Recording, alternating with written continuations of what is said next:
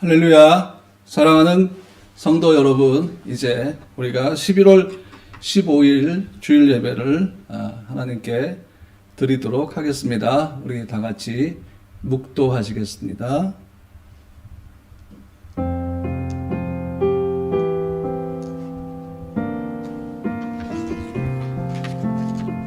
여호와여, 내가 주를 높일 것은 주께서 나를 끌어내사 내 원수로 하여금 나로 말미암아 기뻐하지 못하게 하심이니이다. 여호와 내 하나님이여, 내가 주께 부르짖음에 나를 고치셨나이다. 여호와의 주께서 내 영혼을 소울에서 끌어내어 나를 살리사 무덤으로 내려가지 아니하게 하셨나이다. 주의 성도들아, 여호와를 찬송하며 그의 거룩함을 기억하며 감사하라. 그의 노염은 잠깐이요 그의 은총은 평생이로다. 저녁에는 울음이 깃들일지라도 아침에는 기쁨이 오리로다.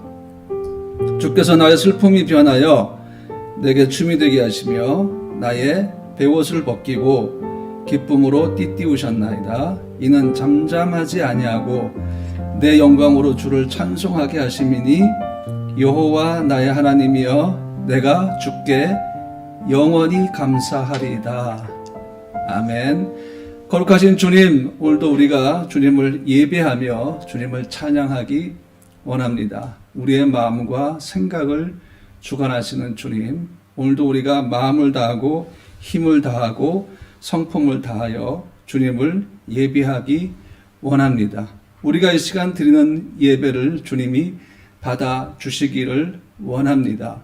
신령과 진정으로 예배한 자를 찾으신다고 말씀하심을 저희가 날마다 기억하며 저희가 날마다 생명의 예배로 주 앞에 나가기를 원합니다. 주께서 우리의 기도를 들어주시고 우리의 삶의 예배를 받아주시며 우리와 날마다 동행하여 주시옵소서. 코비드19의 어려움 가운데 사랑하는 우리 모든 성도들을 안전하게 생명같이 지켜주시고 주의 눈동자같이 보호하여 주시옵소서. 원근 각지에서 오늘 주님을 예배합니다. 주님 홀로 영광 받아 주시옵소서. 감사드리며 예수님의 이름으로 기도합니다. 아멘.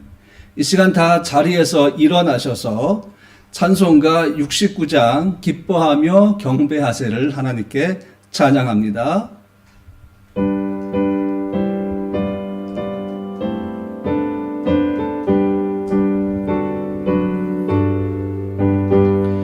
기뻐하며 경배하세 영광의 주 하나님.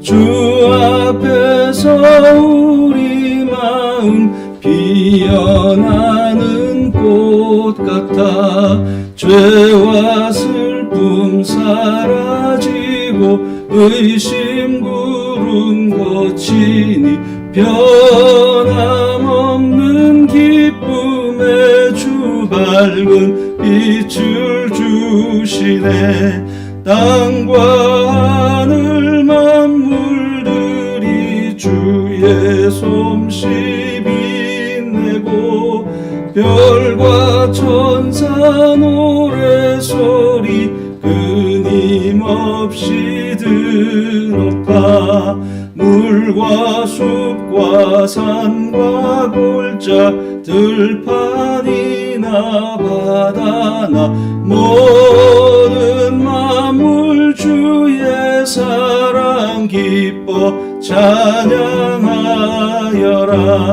우리 주는 사랑이요 빛과 진리시니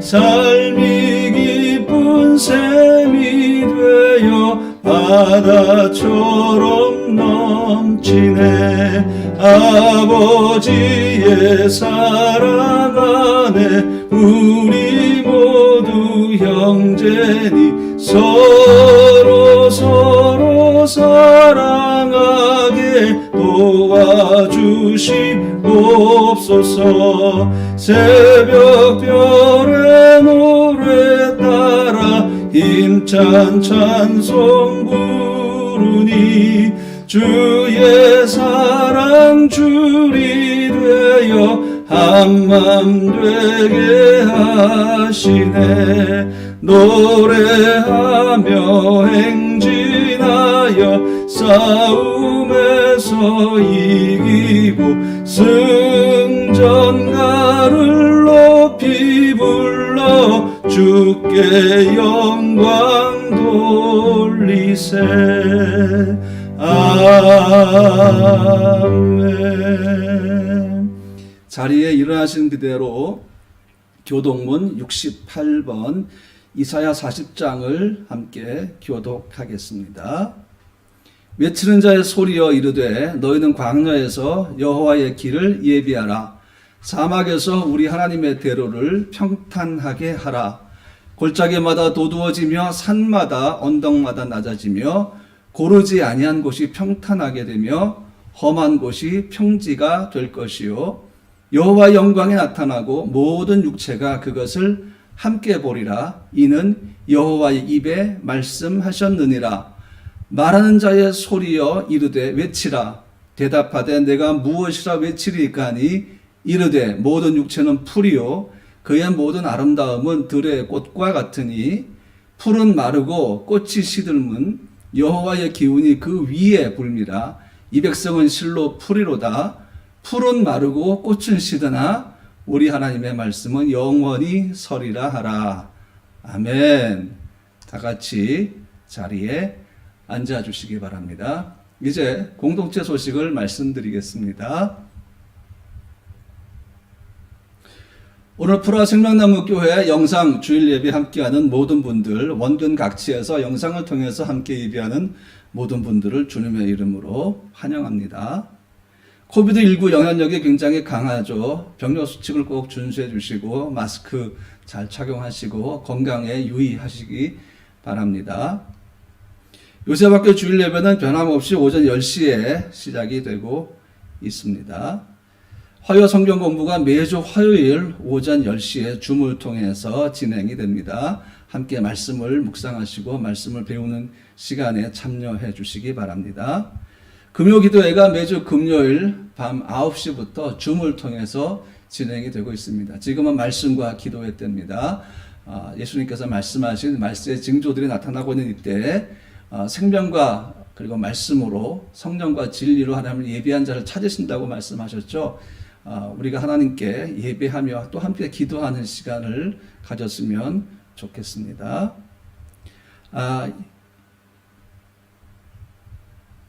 이제 다 함께 자리에서 일어나셔서 오늘 설교 본문 말씀을 함께 봉독하도록 하겠습니다. 같이 읽습니다. 주와 같은 신이 어디 있으리이까? 주께서는 죄악과 그 기업의 남은 자의 허물을 사유하시며 인애를 기뻐하심으로 진노를 오래 품지 아니하시나이다.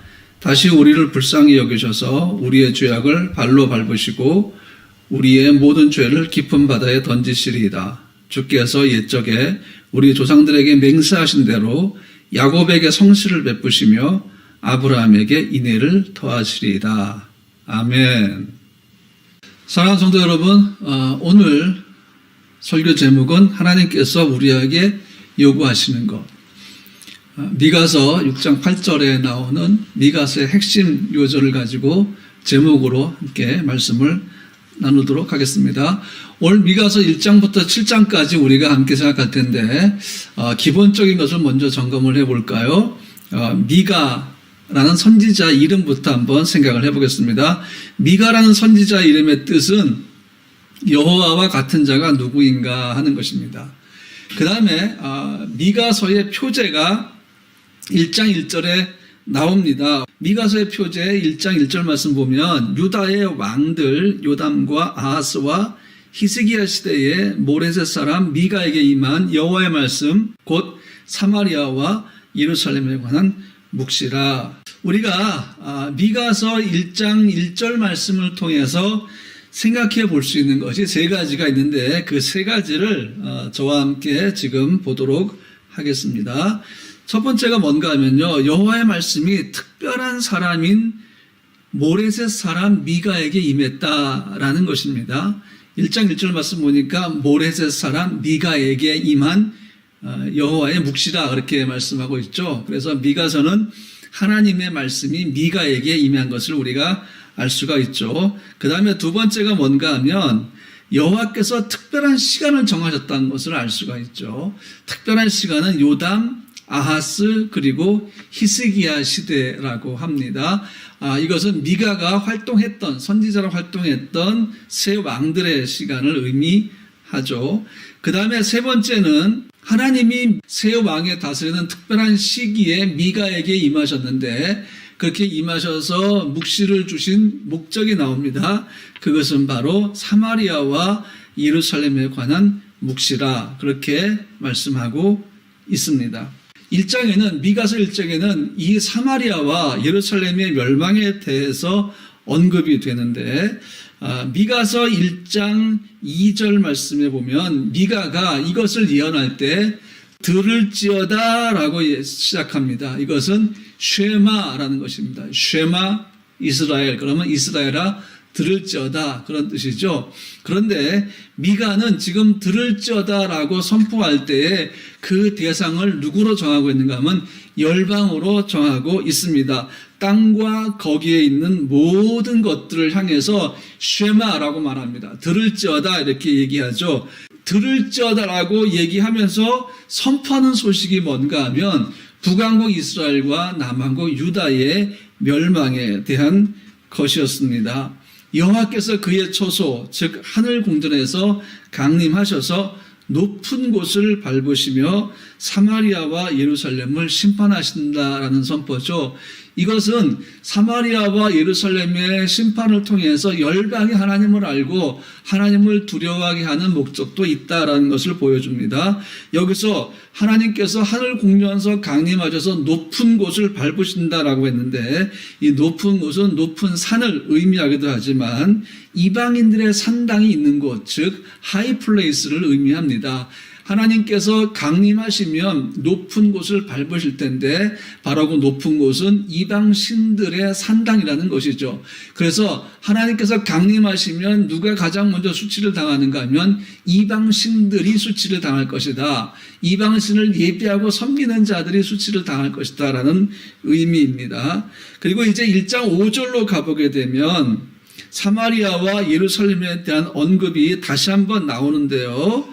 1장 5절 한번 같이 읽어볼게요. 이는 다 야곱의 허물로 말미암음이요 이스라엘 족속의 죄로 말미암음이라. 야곱의 허물이 무엇이냐? 사마리아가 아니냐? 유다의 산당이 무엇이냐? 예루살렘이 아니냐? 이 말씀은 무엇을 의미할까요? 북왕국 이스라엘과 남왕국 유다의 우상 숭배에 대한 언급입니다. 두 나라가 하나님을 떠났죠. 마음도 떠났습니다. 삶도 떠났습니다. 제사의 형식만 남겨두고 모든 것이 다 떠나버렸습니다. 그러니까 하나님께서 채찍을 들 수밖에 없죠. 징계할 수밖에 없는 상황이 된 것입니다. 이제 하나님께서 1장 5절에서 사마리아와 예루살렘을 언급하신 다음에 첫 번째로 하나님의 심판이 사마리아로 향하는 것을 우리가 알 수 있는데요. 1장 7절 말씀 보니까 그 새긴 우상들은 다 부서지고 그 음행의 값은 다 불살라지며 내가 그 목상들을 다 깨뜨리리니 그가 기생의 값으로 모았은즉 그것이 기생의 값으로 돌아가리라 그랬습니다. 북왕국 이스라엘 사마리아 심판이 예언된 다음에 미가의 예언은 이제 남왕국 예루살렘으로 내려가기 시작합니다. 남왕국 예루살렘의 멸망을 예언할 때에 갓에서부터 예루살렘에 이르는 그 길에 있는 12성읍들에 대한 심판이 1장 10절부터 15절에 먼저 언급이 됩니다. 그리고 그 언급은 무엇으로 끝나는가 하면 이스라엘의 영광이 아둘람 굴로 피신한다라는 말씀으로 끝나죠. 여기서 이스라엘의 영광은 귀족들, 또 권세자들, 또 부자들을 얘기하는 것입니다. 그렇게 해서 예루살렘의 멸망이 예언이 됩니다. 결국 여러분 미가의 예언대로 이스라엘은 멸망하죠. 북왕국 이스라엘은 BC 722년에 남왕국 유다는 BC 586년에 멸망을 합니다. 멸망의 차이가 시기적인 차이는 약 136년 정도가 됩니다. 지난번에 언급했지만 이 남왕국 유다가 북왕국 이스라엘의 멸망을 보고 교훈을 받았더라면 하나님을 예비해야 되겠구나. 하나님께 돌아가야겠구나. 하나님을 정말 마음을 다하고 뜻을 다하고 성품을 다해서 예비하겠구나 라는 것을 깨달았더라면 남왕국 유다는 결코 멸망하지 않았을 것입니다. 그런데 오히려 더 악하게 하나님 앞에서 행했기 때문에 결국 하나님께서 징계의 채찍을 드실 수밖에 없었습니다. 여기서 잠깐 우리가 남왕국과 북왕국의 멸망을 좀 생각을 해보면서 한 가지 우리가 교훈받을 것이 뭔가 하면 북왕국은 아수르에 멸망당하죠. 아수르는 바벨론에게 멸망을 당합니다. 또 남왕국도 바벨론에게 멸망을 당하고 또 바벨론은 누구한테 멸망당합니까? 페르시아에 멸망을 당합니다. 이것이 우리에게 무엇을 이야기하고 있습니까? 이 땅에는 영원한 나라가 없습니다. 영원한 제국도 없습니다. 영원한 나라는 오직 하나님의 나라뿐이라는 것을 우리에게 이야기하고 있습니다. 이제 우리가 미가가 이렇게 남왕국과 북왕국의 멸망을 얘기를 하고 있지만 그것으로 끝나는 것이 아니라 미가가 우리에게 주는 것의 또 한 가지 메시지는 이겁니다. 구원의 소망은 예측하지 못한 곳에서 온다 하는 것입니다. 이것이 이제 미가서 5장에 나오게 되는데요. 멸망에 대한 심판, 미가의 마음이 어떻겠어요? 멸망을 선포하는 미가만이 아니죠. 예레미야, 아모스, 호세아, 그들의 마음이 어떻겠어요? 굉장히 아팠을 것입니다. 그런데도 지금 미가서의 5장을 보면요. 새 왕의 탄생이 예언이 되고 있습니다. 멸망을 예언하면서 그것으로 끝나는 것이 아니라 구원의 소망에 대해서 언급을 하는 것입니다. 저는 이 부분을 생각하면서 이렇게 한번 말을 만들어 봤습니다. 구원의 소망의 빛이 아주 흐리게 보일 때라는 것입니다. 지금 예루살렘과 사마리아의 멸망이 선포될 때에 구원의 소망은 보이지 않습니다. 우상을 섬기는 죄악이 북왕국과 남왕국을 덮고 있는데 무슨 하나님의 구원의 소망이 보이겠습니까? 그저 기도하는 자들, 하나님의 음성을 듣는 자들, 하나님 앞에 돌아가려고 몸부림치는 자들만 구원의 여명, 그 소망의 여면을 어렴풋이 볼 수 있기 때문이죠. 그런데 미가가 지금 미가서 5장에서 그것을 언급하고 있습니다. 구원의 소망의 빛에 대한 언급을 하고 있는 것이죠. 한번 보겠습니다. 미가서 5장 1절 말씀부터 보면은 이렇게 나옵니다. 딸 분대여 너는 때를 모을지어다. 그들이 우리를 에워쌌으니 막대기로 이스라엘 재판자의 뺨을 치료다. 베들레헴 에브라다야 너는 유다 족속 중에 작을지라도 이스라엘을 다스릴 자가 네게서 네게로 나올 것이라.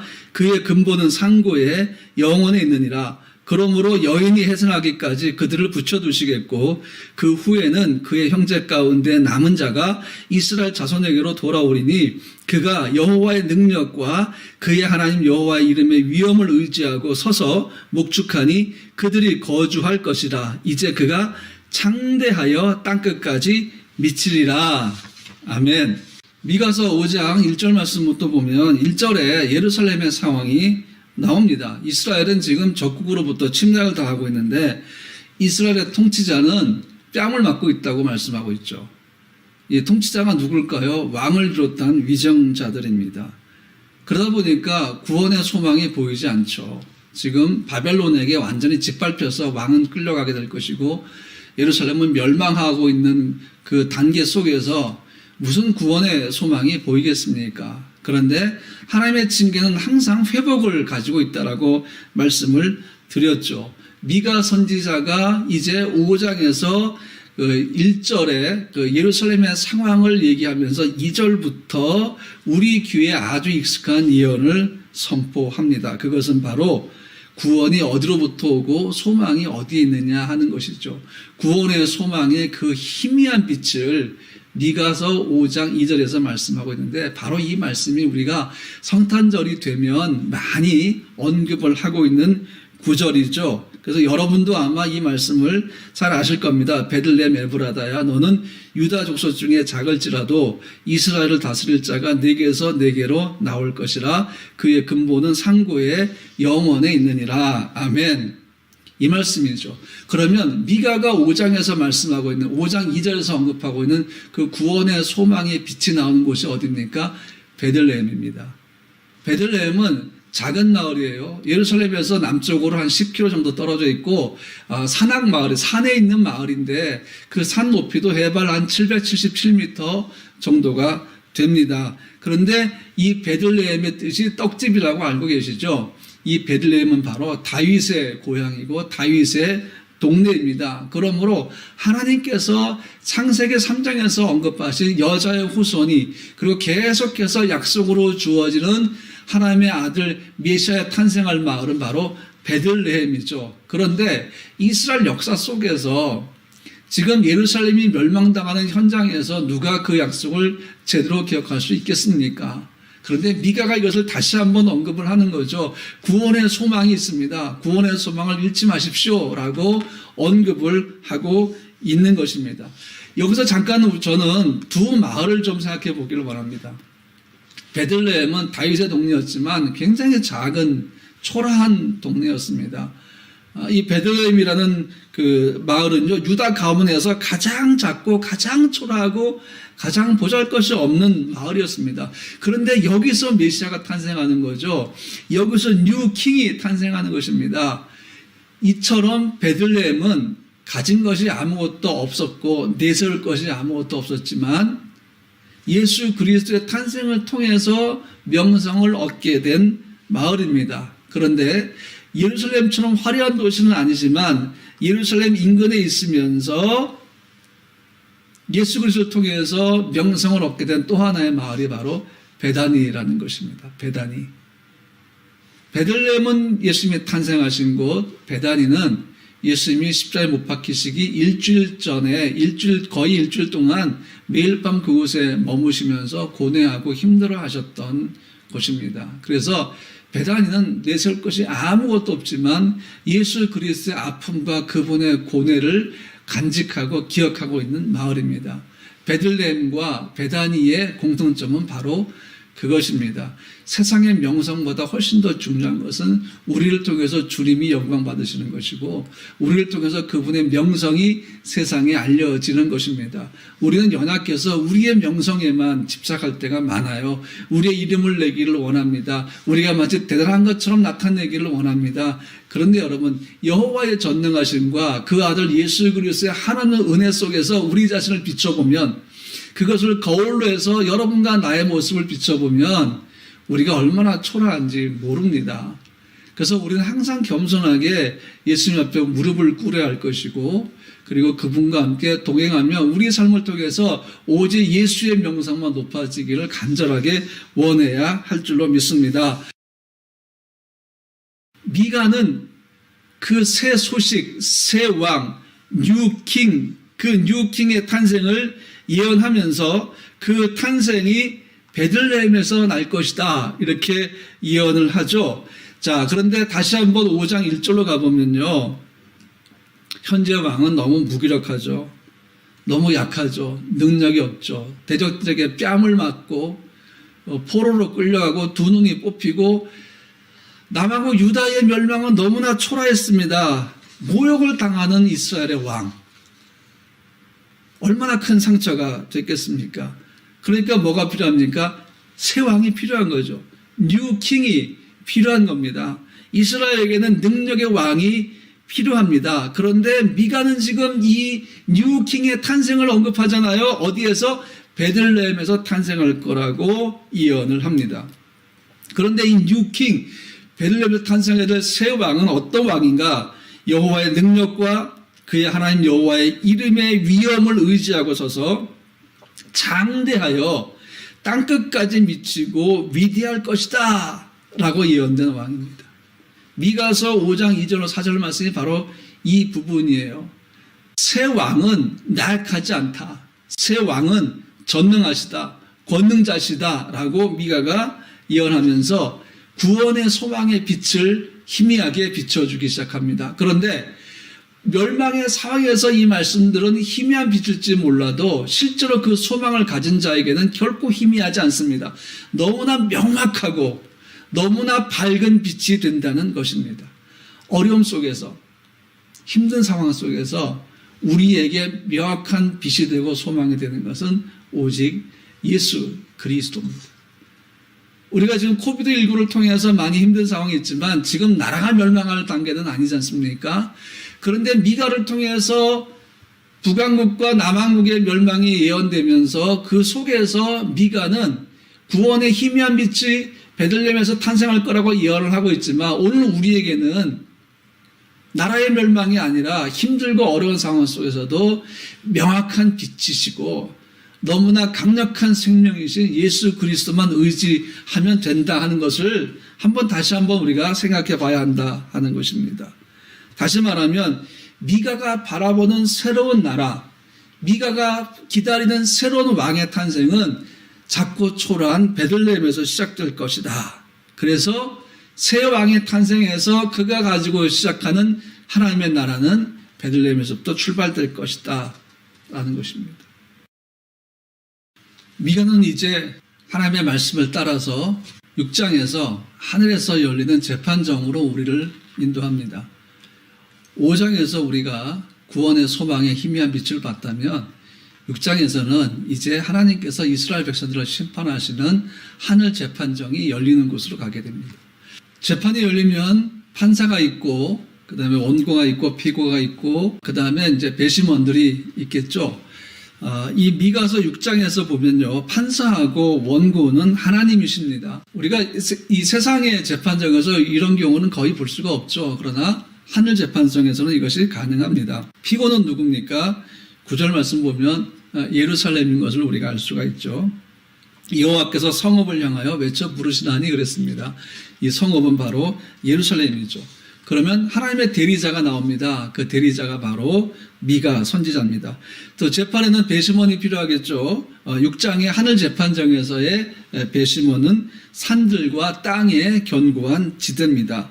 돌들로 찬양하게 하신 하나님께서는 변함이 없는 산들과 땅들의 지대를 배심원으로 세우실 수가 있는 것입니다. 그러면서 이제 6장 1절과 2절에서 너희는 여호와의 말씀을 들을지어다. 너는 일어나서 산을 향하여 변론하여 작은 산들이 내 목소리를 듣게 하라 하셨나니 너희 산들과 땅의 견고한 지대들아 너희는 여호와의 변론을 들으라. 여호와께서 자기 백성과 변론하시며 이스라엘과 변론하실 것이다. 하나님께서 산들과 땅의 지대를 변론인으로 세우시는 장면이죠. 그리고 이제 하나님께서 이스라엘의 죄악, 예루살렘의 죄에 대해서 언급을 하십니다. 6장 3절 말씀에 그것이 나오는데요. 한번 볼까요? 이르시기를 내 백성아 내가 무엇을 내게 행하였으며 무슨 일로 너를 괴롭게 하느냐 너는 내게 증언하라.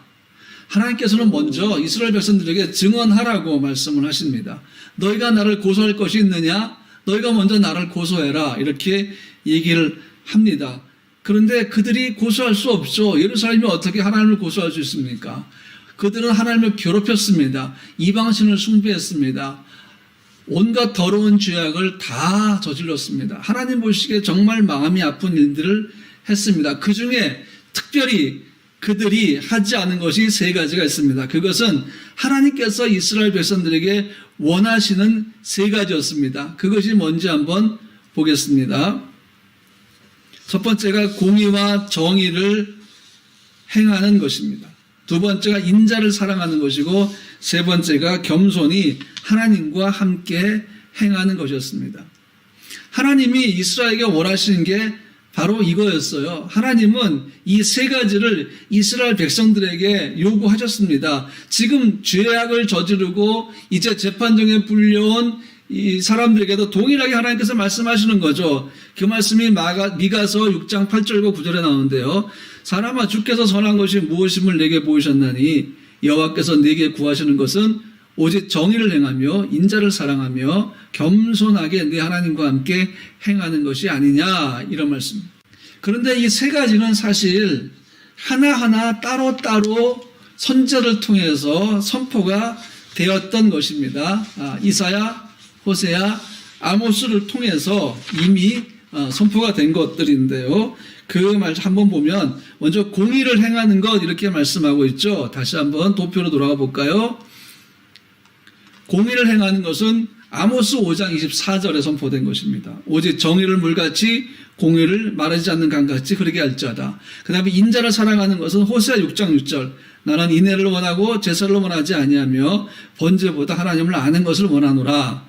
그 다음에 겸손히 하나님과 함께 행하는 것은 이사야 29장 19절. 겸손한 자에게 여호와로 말미암아 기쁨이 더하겠고 사람 중 가난한 자가 이스라엘의 거룩하신 이로 말미암아 즐거워하리니. 사랑하는 성도 여러분, 하나님께서 이스라엘 백성들에게 원하시는 이 세 가지는 오늘 우리에게도 동일하게 적용이 됩니다. 그래서 우리도 공의, 정의를 행해야 하고요. 인자를 사랑해야 하고 겸손히 하나님과 함께 행해야 할 줄로 믿습니다. 이제 하나님께서 이렇게 말씀하시면서 이스라엘 백성들에게 고소해 했는데 고소할 게 없잖아요. 오히려 하나님께서 요구했던 세 가지를 그들이 지키지 아니하셨단 말이에요.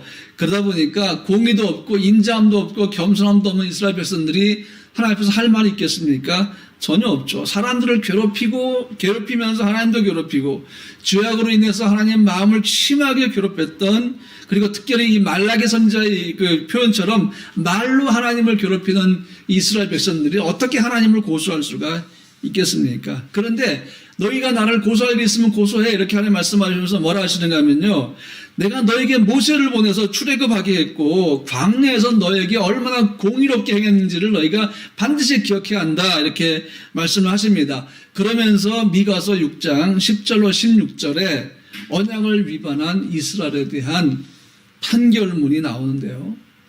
하나님이 내리신 이 판결문을 읽는 사람이 바로 미가 선지자입니다.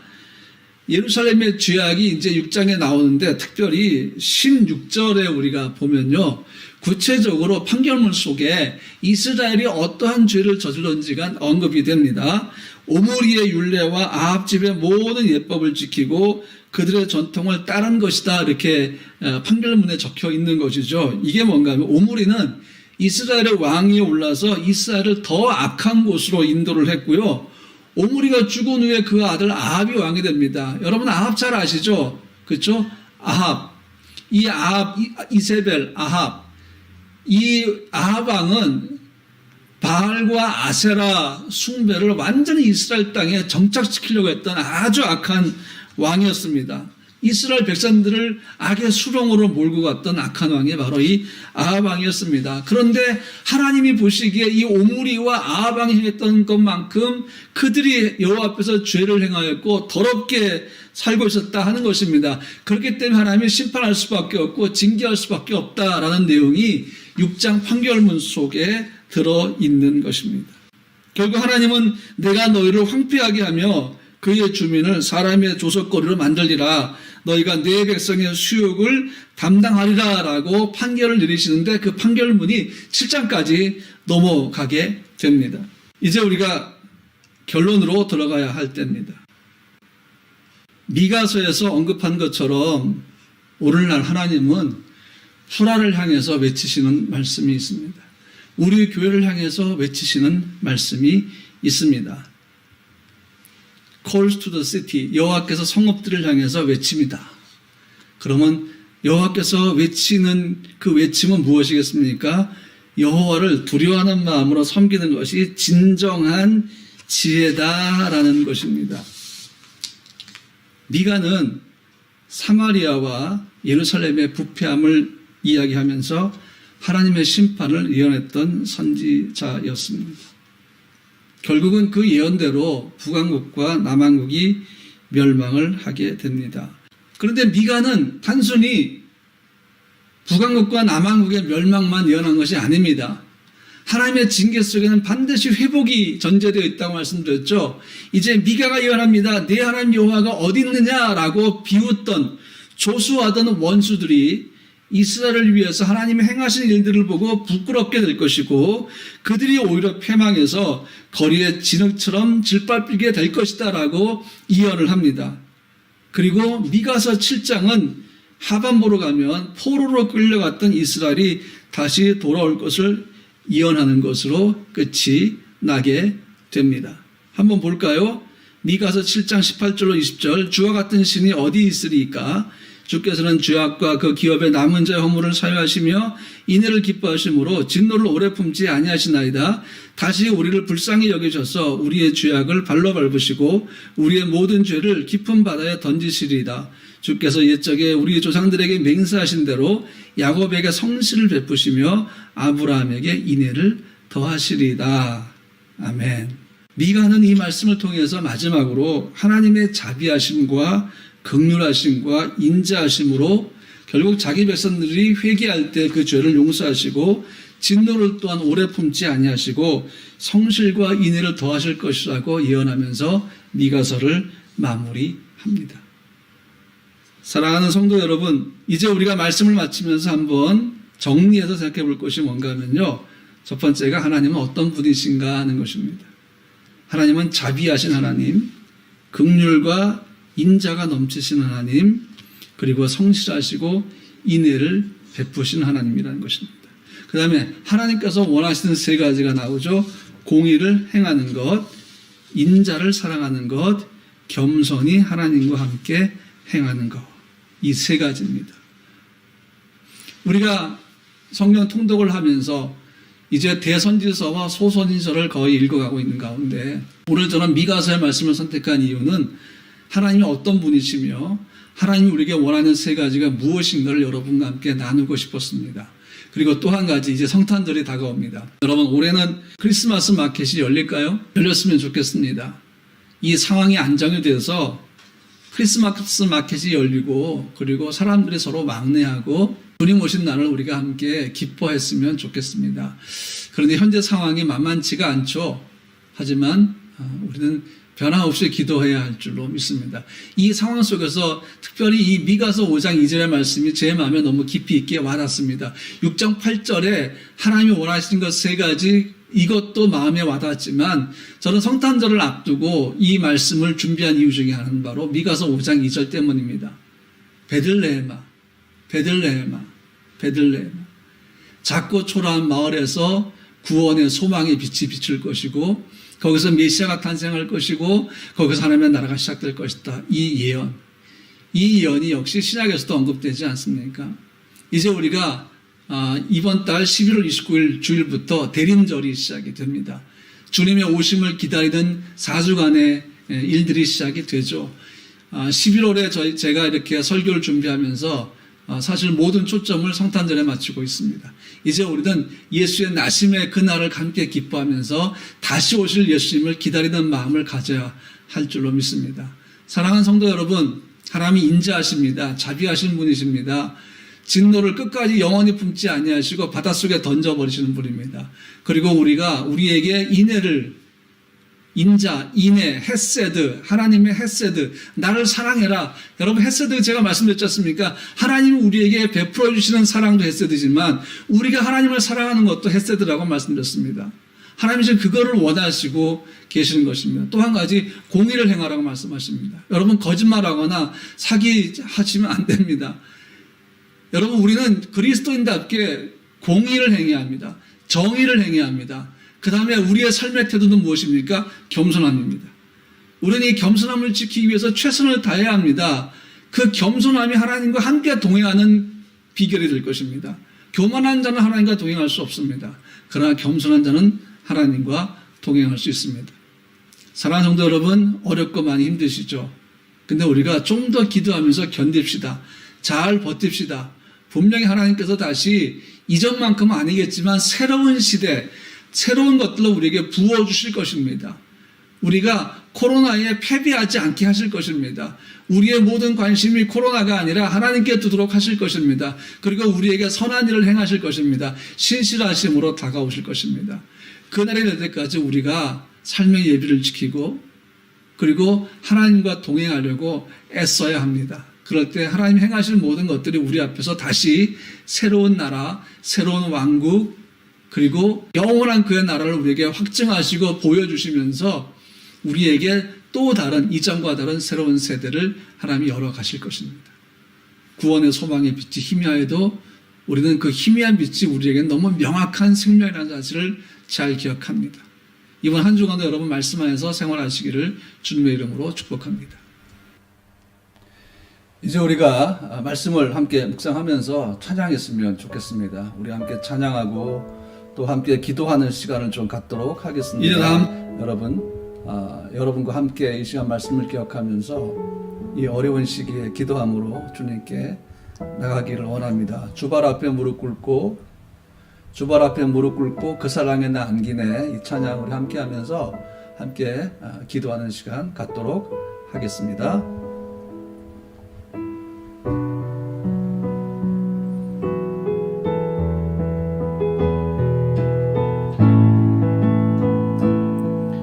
주발 앞에 무릎 꿇고 그 사랑에 남기네.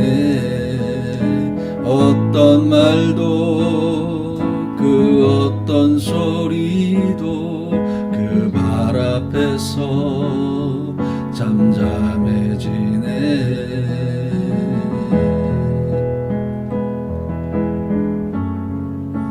주 나의 사랑 그 발 앞에 앉아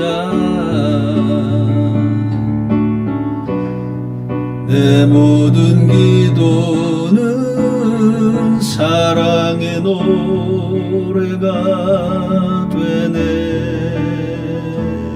주의 옷자락 만지며 주의 옷자락 만지며 두의 주발을 씻기며 주님 그 발에 입 맞추며 나의 왕관을 놓으리. 주의 옷자락 만지며 주의 두 발을 씻기며 주님 그 발에 입 맞추며 나의 왕관을 놓으리. 이 시간 함께 미가서의 말씀을 기억하면서 기도하겠습니다. 하나님, 내가 공의를 행하기를 원하고 또 인자를 사랑하며 겸손하게 하나님과 함께 행하기를 원합니다. 그리고 이제 성탄절을 앞두며 우리의 마음이 오신 주님 그리고 다시 오실 주님에 두기를 원합니다. 우리가 함께 하나님을 예비하는 삶을 살아가면서 주와 동행하게 하여 주시옵소서. 이 시간 함께 기도하겠습니다. 거룩하신 주님, 이 시간도 우리가 주님을 예비하기 원합니다. 이 시간도 우리가 주님을 찬양하기 원합니다. 주신 말씀 기억합니다. 미가서 말씀을 기억하면서 우리의 삶의 모든 초점을 주님께 향합니다. 우리의 모든 시선을 주님께 둡니다. 우리의 마음을 주님께 둡니다. 그리고 주와 함께 걸어가기를 원합니다. 주와 함께 동행하는 것이 우리의 삶이 되기를 원합니다. 우리의 삶이 예배가 되기를 원합니다. 주님의 말씀처럼 공의를 행하고 인자를 사랑하며 겸손하게 주와 함께 동행하는 우리가 되기 원합니다. 하나님, 오늘도 이 험악한 시기를 지나면서도 미가서에서는 희미한 구원의 빛이었지만 오늘 우리에게 명확하게 제시되고 다가오는 그 빛, 소망의 빛 예수 그리스도를 바라보고 함께 걸어갑니다. 하나님 우리 모두와 함께 하시는 주님을 찬양하기 원하오니 주님 함께하여 주시옵소서. 예수님의 이름으로 기도합니다. 아멘. 네, 이제 이 시간 미리 말씀드린 대로 우리 찬양하면서 준비한 예물 하나님께 봉헌하는 시간 갖도록 하겠습니다.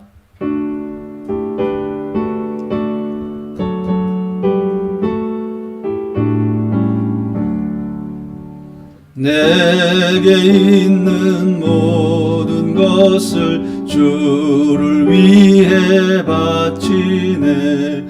그 신권능 충만하게 내게 내려 줍소서. 주께 드리네, 주께 드리네. 사랑하는 구주 앞에 모두 드리네. 아멘.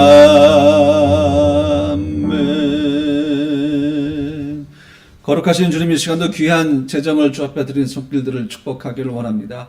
함께 모이지는 못하지만 이제 온라인을 통해서 저희가 헌금을 합니다. 우리의 마음과 생명을 담고 삶을 담고 아픔을 담고 기도의 소원들을 담아서 주님께 드립니다. 주 앞에 귀한 재정을 드린 손길들, 시간과 마음 드린 손길들을 축복하기 원하오니 주께서 하늘 보좌에서 들으시고 주님의 거룩하고 아름답고 신령한 것들로 부어주시고 채워주셔서 줄이지 않게 하시고 목마르지 않게 하시고 헐벗지 않게 하시고 날마다 주의 나라와 그 의를 구하는 성도를 되게 하시기를 원합니다. 저들의 사업에 주님 손대어 주시고 도와주시고 직장에서의 모든 삶의 길을 주님이 열어주시고 특별히 하나님 많은 스트레스를 받는 성도들이 있는데 그들의 마음에 주님이 산성이 되시고 요새가 되시고 반석이 되어 주시기를 원합니다. 무슨 일을 하든지 탁월함을 주십시오. 하나님이 주신 지혜로 열어가게 하여 주시옵소서. 사업이나 직장이나 모든 것이 주의 손에 달려있음을 고백하며 날마다 공의를 행하고 정직하게 행하며 또 하나님 인자를 사랑하며 겸손하게 주와 동행하는 그 자리가 되게 하여 주시기를 원합니다. 사랑하는 성도들의 자녀들을 보호하여 주시옵시고 저들 온 가족이 걸어가는 모든 길을 축복하여 주시옵소서. 이제 우리가 함께 주님을 예비하며 부족함이 없이 계속해서 걸어가기 원합니다. 하나님 늘 우리와 함께하여 주시옵소서. 이제는 우리 주 예수 그리스도의 은혜와 아버지 하나님의 무한하신 사랑하심과 성령님의 내주 역사 충만하심에 사랑하는 프라 생명나무교회 모든 성도들 머리 위에 저들의 사업과 직장과 자녀 위에 사랑하는 우리 주 대한민국과 체코와 프라하와 주체코 대한민국 대사관과 대사와 공관원들과 모든 직원들 머리 위에 특별히 한인 기업들 위에 모든 교회들 위에 그리고 유럽 위에 지금으로부터 영원토록 함께 하시기를 간절히 축원하옵나이다. 아멘.